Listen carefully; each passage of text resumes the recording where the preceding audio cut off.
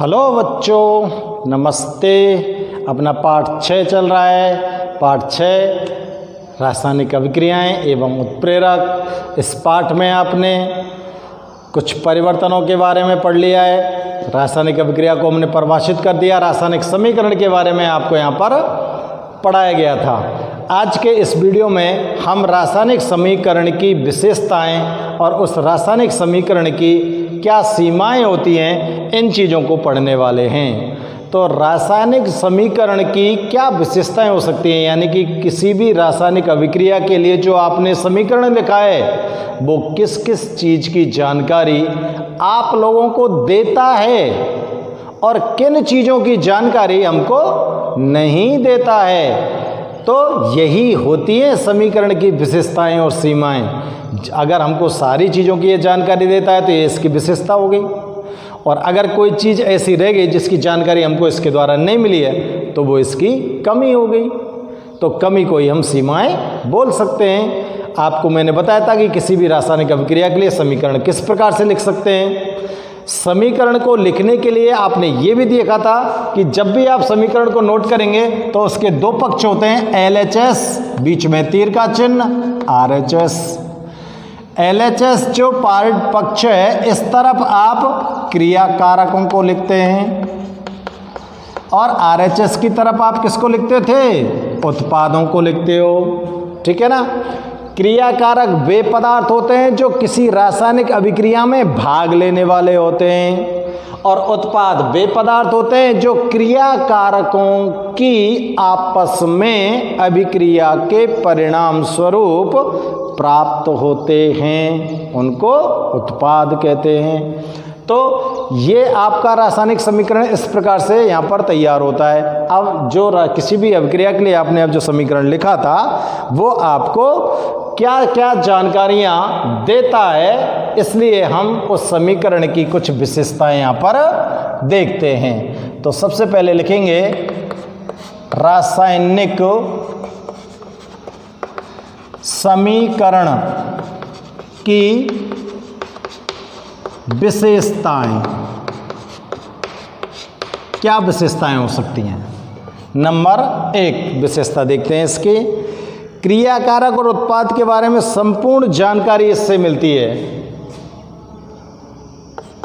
क्रिया कारक व उत्पाद के बारे में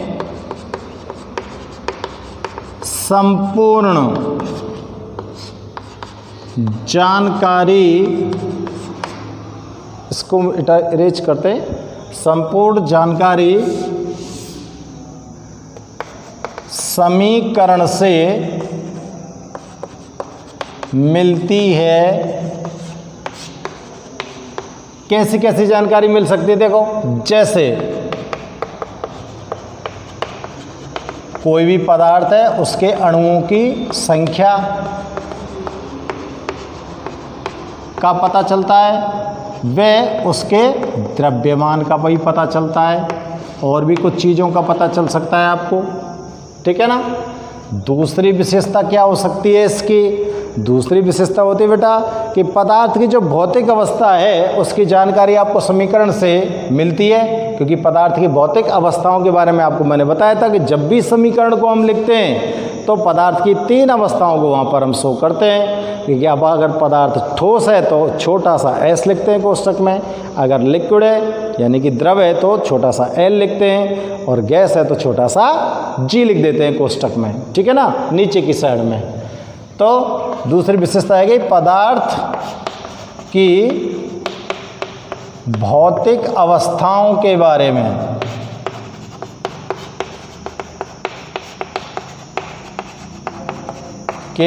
में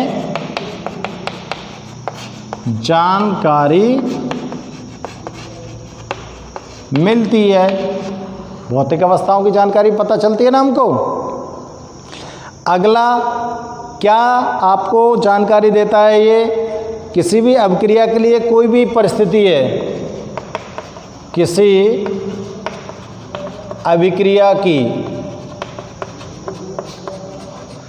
कोई भी परिस्थिति का मतलब कार्य किसी भी अभिक्रिया के लिए आवश्यक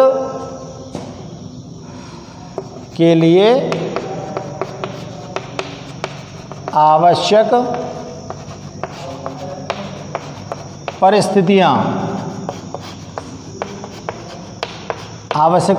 क्या हैं? जैसे अभिक्रिया कितने ताप पर हो रही है, कितने दाब पर हो रही है, कोई उत्प्रेरक तो याग का जो उपयोग में ना ले रहे। ताप, दाब, उत्प्रेरक जैसी परिस्थिति ने कहाँ लिखे हम समीकरण में? तीर के चिन्ह के ऊपर या वा के नीचे। जैसे ताप, दाब व उत्प्रेरक की जानकारी मिलती है।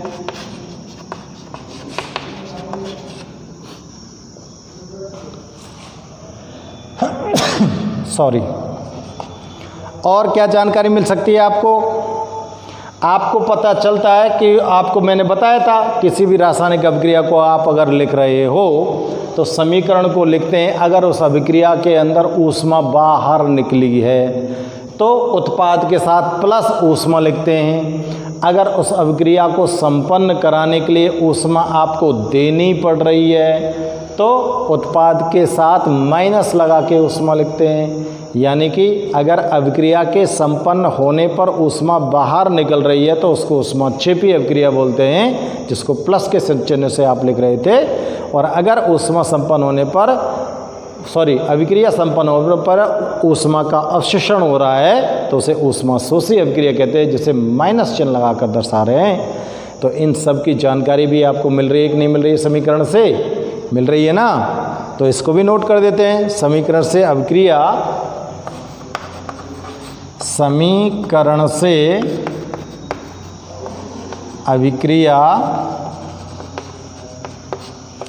ऊष्मा शोषी या ऊष्मा क्षेपी होने की जानकारी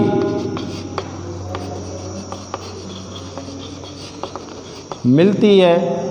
ठीक है ना? और आपको क्या जानकारी मिलती है इस समीकरण से? देखो, इससे हमको पता चलता है कि मैंने आपको बताया था कि अगर रासायनिक अभिक्रिया आगे से पीछे को जा रही है, यानी कि अग्र दिशा में चल रही है। जैसे ये रासायनिक अभिक्रिया ये इधर से इधर गई, इसको बोलते हैं अग्र अभिक्रिया। ठीक है ना? अगर ये अभिक्रिया इस तरह से हो रही है और एक अभिक्रिया इस तरह से होती है, ये तो अग्र दिशा में गई और इतने की कहाँ गई? पश्चिम दिशा में। ठीक है ना? तो एक अभिक्रिया तो ऐसी होती है जो केवल अग्र दिशा में चल रही हैं, और एक अभिक्रिया ऐसी होती है जो आगे भी चलती हैं और पीछे भी चलती हैं। यानी कि अभिकारक क्रिया करके उत्पाद बना रहे हैं और उत्पाद क्रिया करके अभिकारक बना रहे हैं। अभिक्रिया दोनों दिशाओं में समान वेग से चल रही है, तो इसको तो बोलते हैं अनुत्क्रमणीय अभिक्रिया, इसको बोलते हैं उत्क्रमणीय अभिक्रिया, इस चिन्ह को बोलते हैं रिवर्सिबल। अगर कोई रासायनिक अभिक्रिया में ऐसा चिन्ह लगे दिख जाए तो वो उत्क्रमणीय अभिक्रिया है, ऐसे चिन्ह लगे दिख जाए वे सब के सब का है अनुत्क्रमणीय अभिक्रिया है। ठीक है ना? तो जब तुम समीकरण लिखेंगे तो तीर के चिन्ह तो लगाने पड़ेंगे। अगर उत्क्रमणीय अभिक्रिया तो या वाले लगाएंगे, अनुत्क्रमणीय तो या वाले लगाएंगे। तो समीकरण से हमको पता चल रहा है, क्योंकि समीकरण को तीर को चिन्ह हमको बता रहा हो कि अभिक्रिया उत्क्रमणीय है क्या अनुत्क्रमणीय है। ठीक है ना? तो इस पॉइंट को भी नोट कर देते हैं। समीकरण से पता चलता है कि अभिक्रिया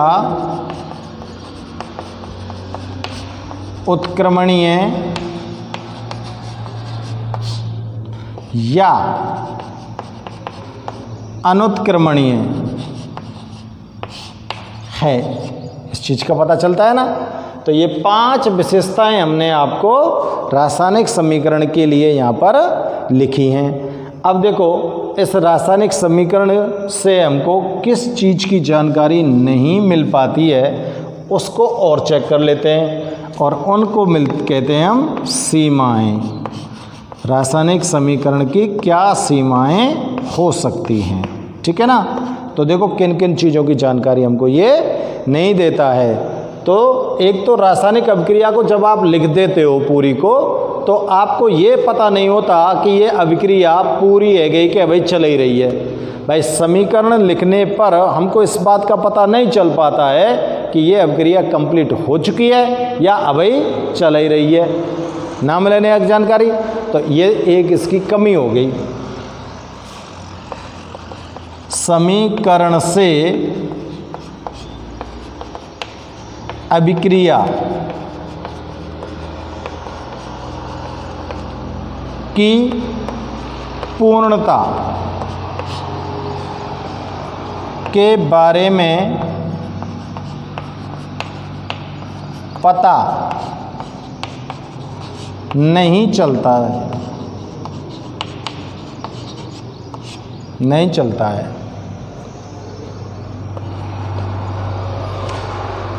दूसरी इसकी कमी क्या हो सकती है?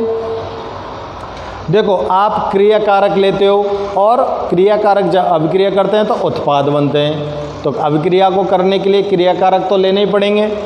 लेकिन जब कोई भी अभिक्रिया के लिए हम इस तरह का समीकरण लिखते हैं तो उसमें आपको ये पता नहीं होता है कि आपने जो अभिकारकों का उपयोग किया है वो सांद्र अभिकारक लिए हैं कि तनु अभिकारक लिए हैं, और सांद्रता है तो वो कितनी है, तनुता है तो कितनी है। तो सांद्रता के बारे में कोई पता नहीं चलता है। तो एक कमी है, यह लिख दो। इससे अभिकारक व उत्पाद की सांद्रता के बारे में पता नहीं चलता है। सांद्रता के बारे में पता नहीं चलता है। तो ये हो गई बेटा इसकी कमियां रासायनिक समीकरण की। तो देखो आपने रासायनिक समीकरण की विशेषताएं भी देखी हैं, रासायनिक समीकरण की सीमाएं भी आपने देखी हैं, ठीक है ना।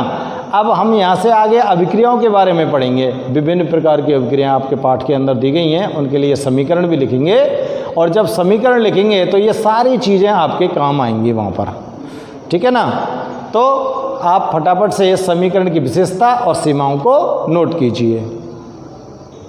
अब देखते हैं बेटा, आपने देखा था कि कोई भी रासायनिक अभिक्रिया होती है, उस रासायनिक अभिक्रिया का जब हम समीकरण लिखते हैं उस समीकरण को हम क्या करते हैं? संतुलित करते हैं। समीकरण को क्या करते हैं? संतुलित करते हैं। और समीकरण को संतुलित करने का कारण भी हमने आपको लिखाया था, क्योंकि द्रव्यमान संरक्षण का एक नियम होता है, और वो द्रव्यमान संरक्षण का नियम क्या कहता है कि आप किसी भी रासायनिक अभिक्रिया के द्वारा किसी भी पदार्थ का द्रव्यमान ना तो सृजित कर सकते हो और ना ही किसी पदार्थ के द्रव्यमान को नष्ट कर सकते हो। बस उसको थोड़ा सा आप घटा या बढ़ा सकते हो, इससे ज़्यादा कुछ नहीं कर सकते। तो जब द्रव्यमान पदार्थ का पूरी तरह से संरक्षित रहता है तो अभिक्रिया में जो भाग लेने वाले पदार्थ हैं उनका द्रव्यमान भी संरक्षित रहना चाहिए, और उनके द्रव्यमान को संरक्षित रखने के लिए हमको समीकरण को संतुलित करना पड़ता है। और समीकरण को संतुलित करने के लिए हिट एंड ट्रायल अथवा अनुमान विधि का उपयोग किया जाता है। समझ में आ रही बात? क्योंकि रासायनिक अभिक्रियाएं जब होती हैं तो अभिकारक जो पदार्थ होते हैं वो टूटते हैं। कोई भी रासायनिक अभिक्रिया जब संपन्न होती है, यहाँ पर इस चीज को आप ध्यान से समझ लो, ठीक है ना। कोई भी रासायनिक अभिक्रिया होगी उसके लिए आप क्रिया कारकों का उपयोग करोगे। अगर क्रिया कारकों का उपयोग करोगे तो क्रिया कारक जो पदार्थ हैं, जैसे कि हम कोई भी क्रिया कारक पदार्थ ले लेते हैं, आपने जैसे मैं इस रासायनिक अभिक्रिया को ले रहा हूँ, ये क्रिया कारक पदार्थ ले रही है। अब ये जो क्रियाकारक पदार्थ लिए हैं इनके अंदर आप रासायनिक अभिक्रिया करा रहे हो, और अभिक्रिया को मैं बोलूँ इसको कैसे बोलेंगे कि इसको बोलते हैं बेटा बुझा हुआ चूना, ठीक है ना। क्या बोलते हैं हम इसको? बुझा हुआ चूना भी बोल सकते हैं कि जब बुझे हुए चूने में, या इसको बोल सकते हैं हम चूने का पानी। क्या बोल सकते हैं? चूने का पानी। जब चूने के पानी में कार्बन डाइऑक्साइड गैस प्रवाहित की जाती है तो चूने के पानी का रंग दूधिया हो जाता है। समझ में आ रही बात? अभिक्रिया क्या है गई? जब चूने के पानी में कार्बन डाइऑक्साइड गैस प्रवाहित की जाती है तो चूने का पानी का रंग दूधिया हो जाता है, तो रासायनिक अभिक्रिया हो गई। अब इसका रासायनिक समीकरण बनाओ। तो देखो मैं लिख देता हूँ, चलो जाते तुम्हारे समझ में आ जाए। जब चूने के पानी में CO2 गैस प्रवाहित की जाती है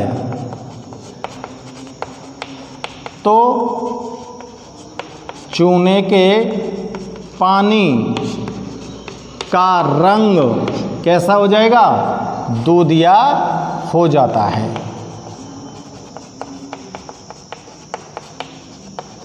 ये अभिक्रिया है। ये तो क्या है? रासायनिक अभिक्रिया। अब दूधिया काई के कारण होए इस अभिक्रिया का आप समीकरण लिखो, आपको पता लग जाएगा कि भाई चूने के पानी का रंग दूधिया किसके कारण हुआ है। तो देखो यहाँ पे अब समीकरण ध्यान से देखो। मैंने भाई साहब ये तो ले लियो चूने को पानी, इसको आप बोल सकते हो चूने का पानी, या इसको आप क्या बोल सकते हो? कैल्शियम हाइड्रोक्साइड, या फिर आप क्या बोल सकते हो? बुझा हुआ चूना, कुछ भी कह सकते हो। ये सारे नाम हैं इसके, ठीक है ना। चूने का पानी कह दो, बुझा हुआ चूना कह दो, कैल्शियम हाइड्रोक्साइड कह दो। अब इसके अंदर आप CO2 गैस प्रवाहित कर दो। जब CO2 गैस इसके अंदर प्रवाहित होगी तो ये दोनों के दोनों जो अभिकारक हैं, जो क्रियाकारक हैं, ये आपस में अभिक्रिया करेंगे। ये दोनों अभिकारक आपस में क्या करेंगे? अभिक्रिया करेंगे। और जब ये दोनों आपस में अभिक्रिया करेंगे तो बेटा देखो ध्यान से चेक करना, इसके अंदर आप दो मूलकों का उपयोग कर रहे हो।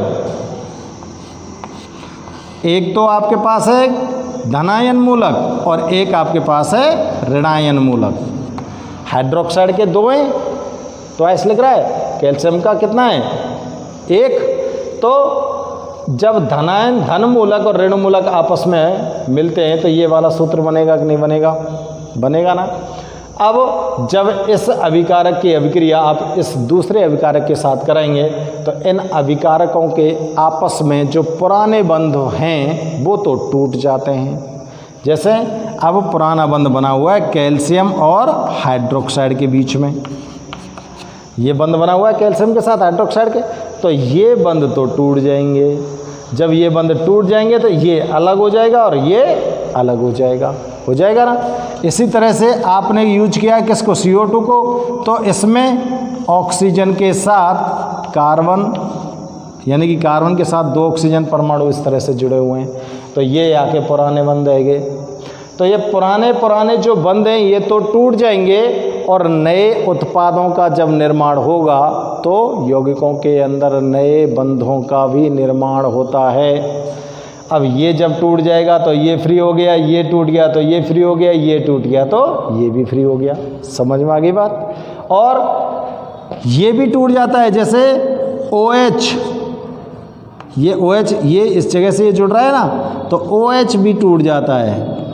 O और H के बीच में भी तो बंध है, ये भी तो पुराना ही बंध है, ये भी टूट जाता है, तो ये दोनों भी अलग अलग हो जाते हैं। अब इन तत्वों का आपस में दोबारा से रीअरेंजमेंट होता है, दोबारा से इनकी पुनर्व्यवस्था होती है, और पुनर्व्यवस्था में ये तत्व जिस तरह से एक दूसरे के साथ संगुणित हो जाते हैं या जुड़ जाते हैं, ठीक उसी प्रकार का उत्पाद रासायनिक अभिक्रिया में हमको प्राप्त हो जाता है।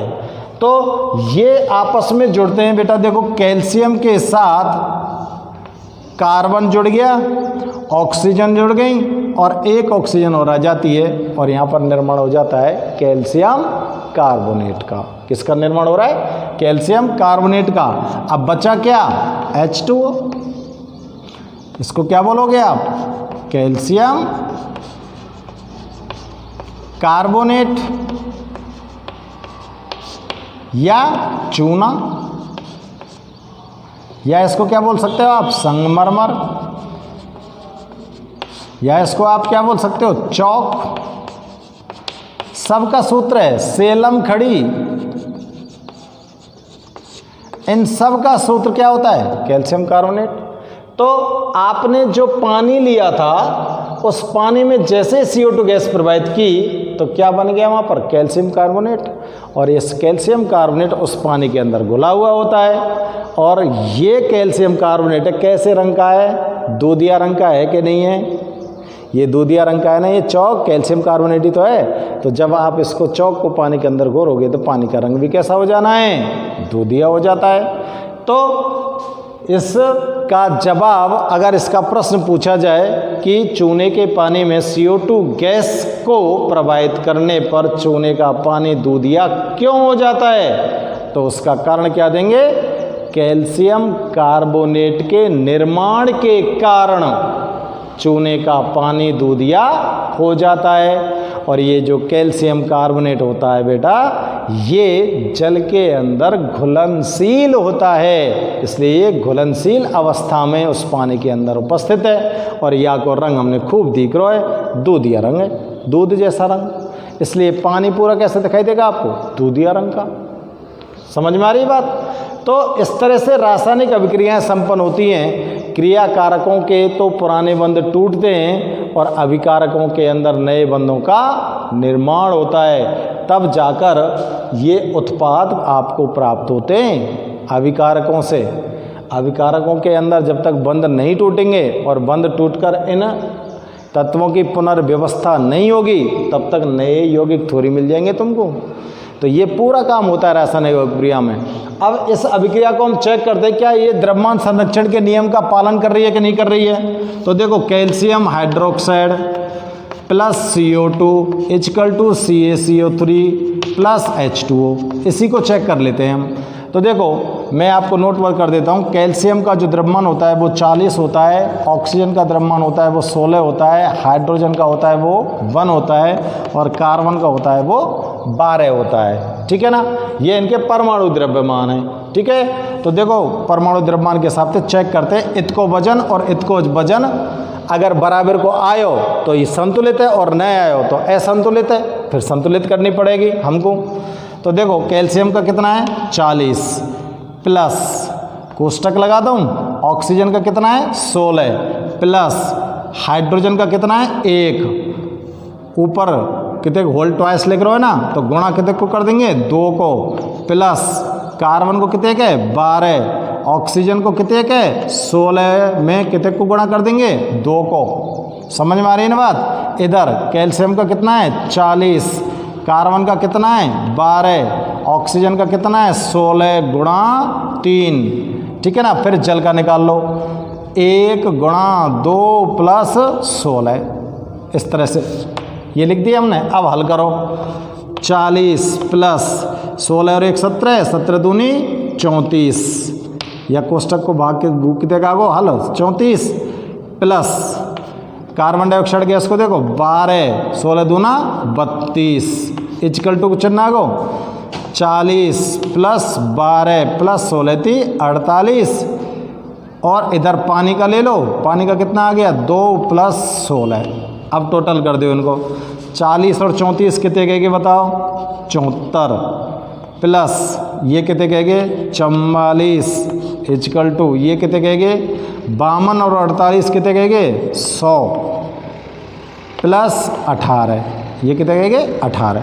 इन दोनों ने जोड़ो कितने कहेंगे बेटा ये 8 7 4 11 और 1 12, 118। 4 और 4 8 और 7 4 11 118 यूनिट आगो या को वजन क्रियाकारक पक्ष को, उत्पाद पक्ष को देखो कितने का हो 118 यूनिट। तो ये तो क्रियाकारक है गे, और ये कौन है गे, उत्पाद है गे। बताओ दोनों साइड को द्रव्यमान बराबर आयो कि ना, बता आयो। दोनों साइड के जितने भी जो तत्व थे, जितने भी जो यौगिक आपने क्रियाकारक हों चाहे उत्पाद हों, उनका आपस में द्रव्यमान बराबर आयो कि ना हो। तो बताओ यह अभिक्रिया को द्रव्यमान संरक्षित हते कि ना है, चाहे इधर कैसी भी स्थिति है और चाहे इधर कैसी भी स्थिति है।